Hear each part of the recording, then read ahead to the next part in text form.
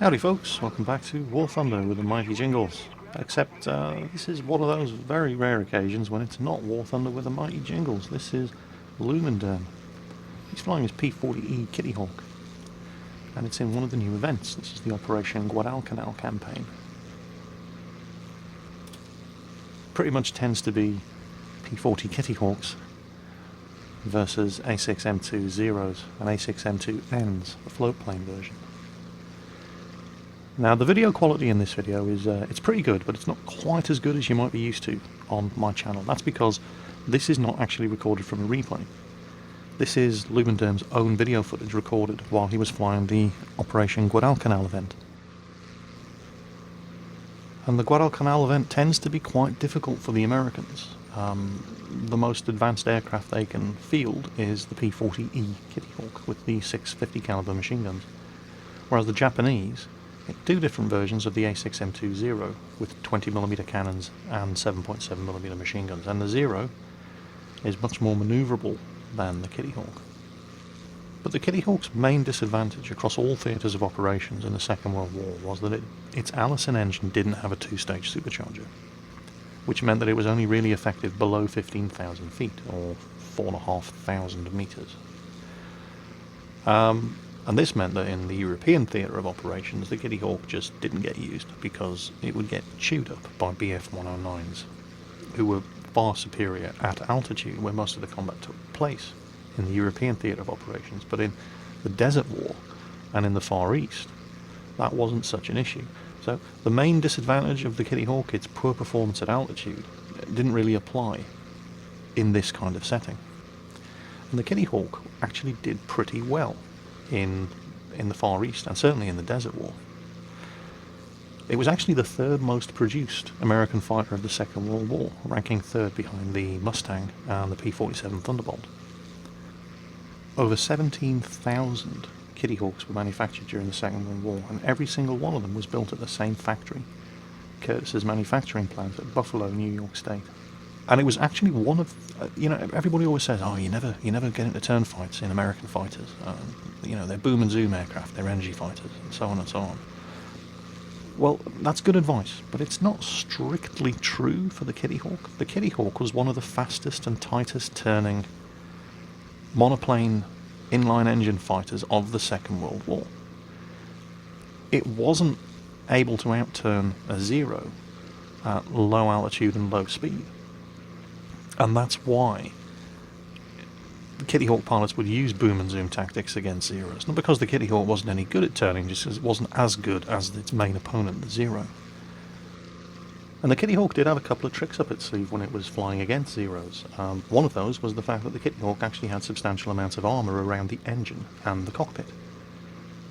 The Zero, of course, was famous for having no armour whatsoever. It didn't even have self-sealing fuel tanks. The reason the Zero was so fast and manoeuvrable was because it was so light, and Japanese engineers achieved that lightness by stripping absolutely everything off the aircraft that wasn't 100% necessary.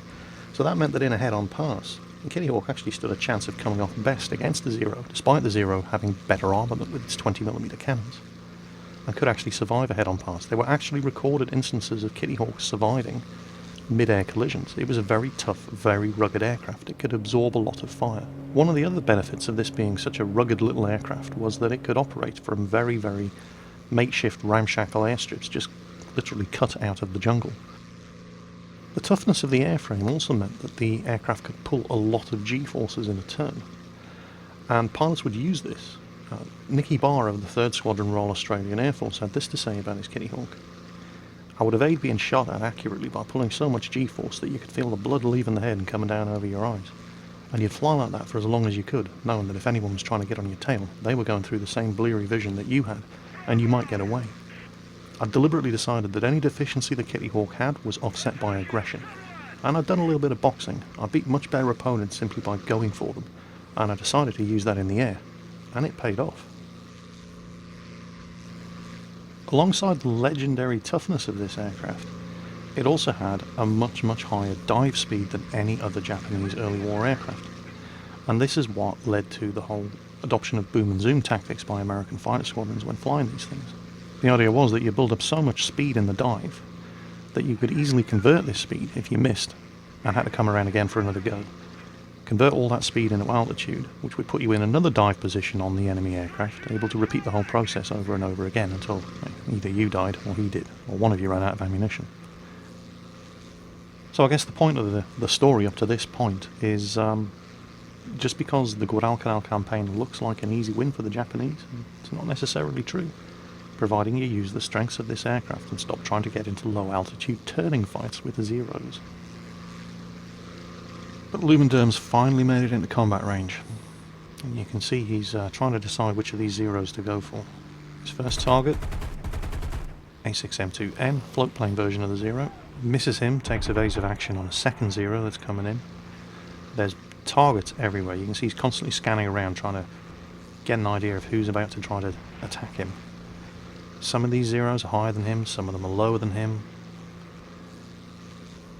He's approaching the altitude at which the lack of the two-stage supercharger on this Kittyhawk really starts to become a disadvantage, so instead he does a wing over and he starts going after the targets that are lower than he is. Starts using the excellent dive characteristics of the Kittyhawk. And that should be a kill.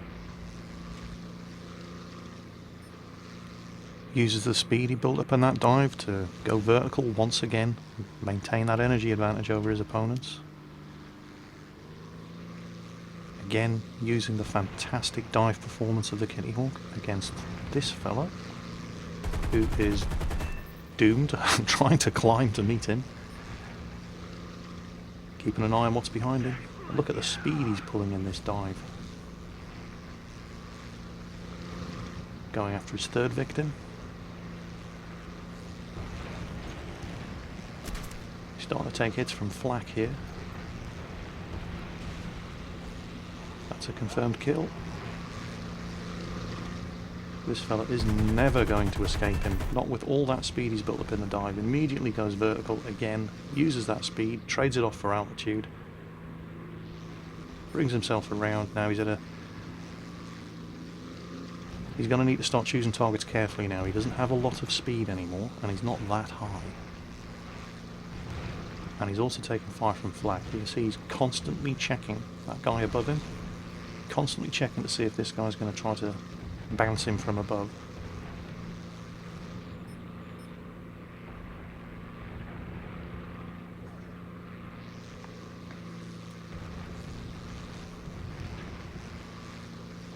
Successfully evades that fella. Checks to see where he is. That guy's leaking oil. He's definitely damaged.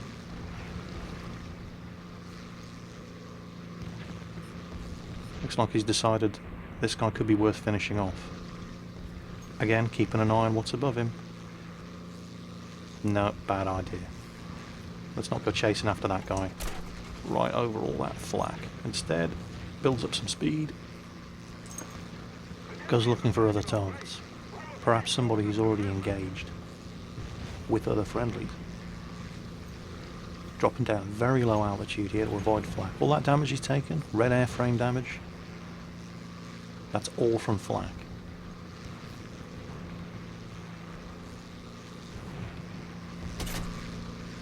There's a little more. This flak's getting awfully close. Gets into a head-on. Kittyhawk can do that. Armoured engine, armoured cockpit.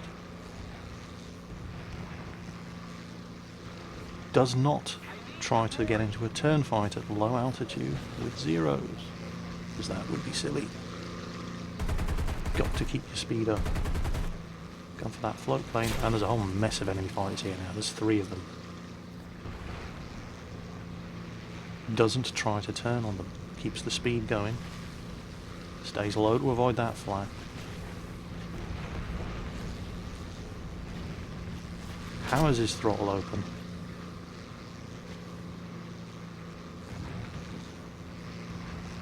Tries to gain some distance. Bit of separation. There's far too many of them there. Trying to dogfight with those guys would have been suicide. Brings the plane around. Now he has sufficient distance. Gone back to help out his wingman. 3 of them on him. Perhaps they'll all be preoccupied. Goes for the guy at the back of the pack. He's got altitude over him. Not much, but he's going to use what he has. Doesn't fixate on that one target. Again, keeps going for the one that he has to sacrifice the least amount of energy in order to kill. Crits him.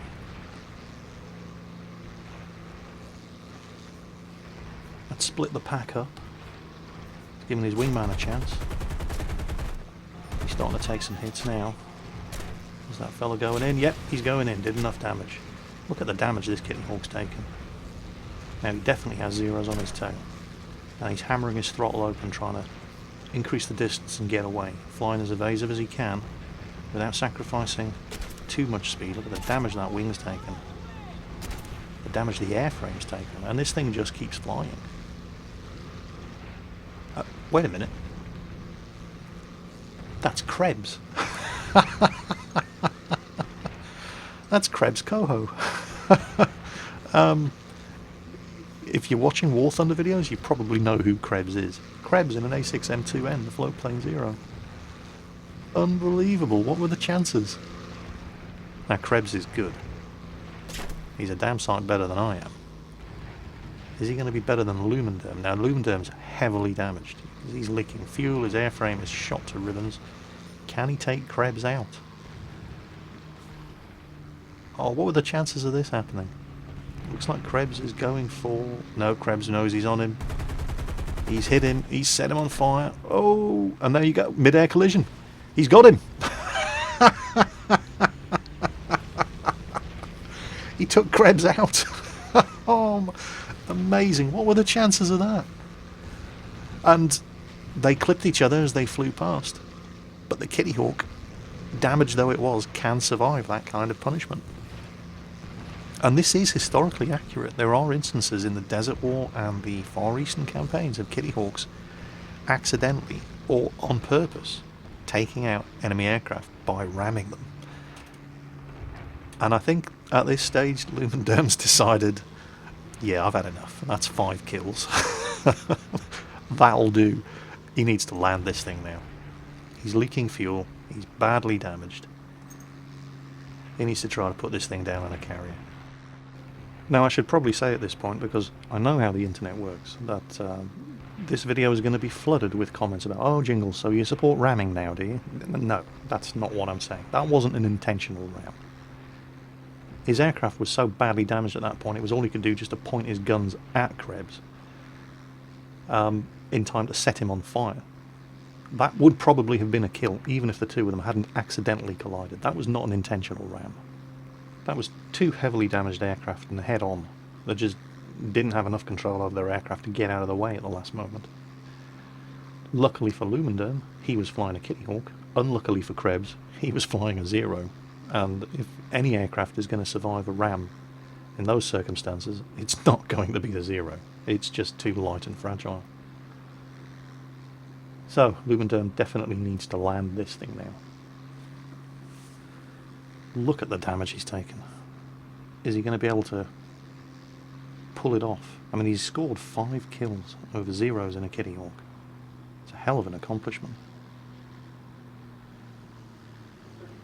Can he cap it all off by pulling off a successful landing? He still has his landing gear. Come on. Come on, Lumenderm. You can do it. This is going to be tough. He still has his landing gear, he still has his flaps. Now the Kittyhawk does not have an arrestor hook, so stopping in time, let's just say this is going to be challenging. This would be challenging even in an undamaged Kittyhawk, because it doesn't have an arrestor hook. These things don't stop quickly. So he's trying something very, very dangerous here. He's retracted his landing gear. He's going to try and land it on its belly to slow himself down. He's dropped his flaps. He's... Come on. Come on. No. Too much accumulated damage. It was a... Oh! Krebs got credited with the kill. Krebs strikes from beyond the grave. Amazing. Oh, it was a brave attempt though, because the Kittyhawk doesn't have an arrestor hook, and and he was unlikely to be able to stop it in time before he ran off the edge of the carrier. He kept his flaps down to bleed off speed, and he retracted his landing gear to try and land it on its belly and slide to a stop on the carrier's deck. Unfortunately, it didn't quite work, but it was a hell of a brave attempt. And what were the chances of running into Krebs Coho in the middle of that historical battle event and beating him? Well done, even though Krebs struck back from beyond the grave and claimed a posthumous kill. Hell of a game. Just really entertaining to watch. So that was Lumenderm, scoring 5 kills, getting an ace in the Guadalcanal historical battle event in War Thunder. As always, folks, watch your 6, and I'll catch you next time.